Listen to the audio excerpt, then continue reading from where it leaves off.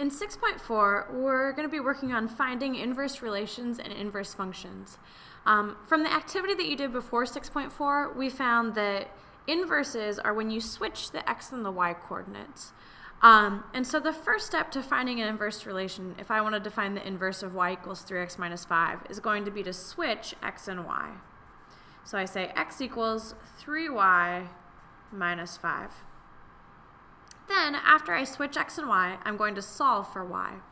To solve for y, I need to use SADMEP, or PEMDAS backwards. So I'm going to start, well, there's nothing I can subtract from both sides. I can, however, add 5 to both sides. So I'm going to do that, trying to get y by itself. The 5's cancel, and I get x plus 5 equals 3y. Now I can divide both sides by 3 to get y by itself. So I get x plus 5 over 3 equals y because the 3's reduce. Okay. So that means that if I were to write this in function notation, f of x would equal 3x minus 5. Remember, that's the original equation. And f inverse of x, the inverse function, would equal x plus 5 over 3. Now in the textbook, they tell you that if two things are really inverse functions, that f of f inverse of x should come out to x. Let's check and see if it does. F inverse, we've learned with compositions that I need to plug in what it's equal to.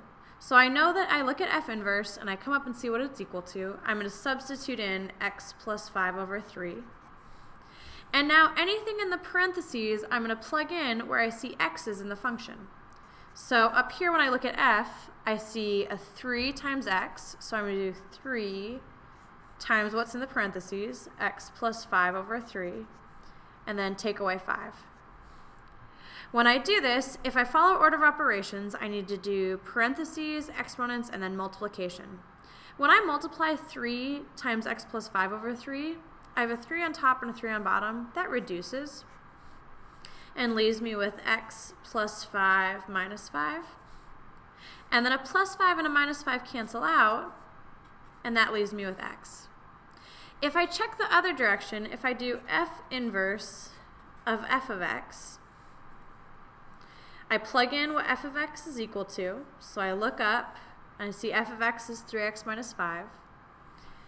So I plug in 3x minus 5 into the inverse. And then I look at the inverse function, and it says anything in the parentheses, I'm going to add 5 and divide by 3. So here I'm going to take 3x minus 5, I'm going to add 5 to it and divide by 3. Now these parentheses on the top are no longer necessary, so I can cancel out my 5's, and I have 3x over 3. I can cancel out the 3's, and I get x. So sure enough, f of f inverse came out to x, and f inverse of f of x came out to x, and that means that these are really actually inverses.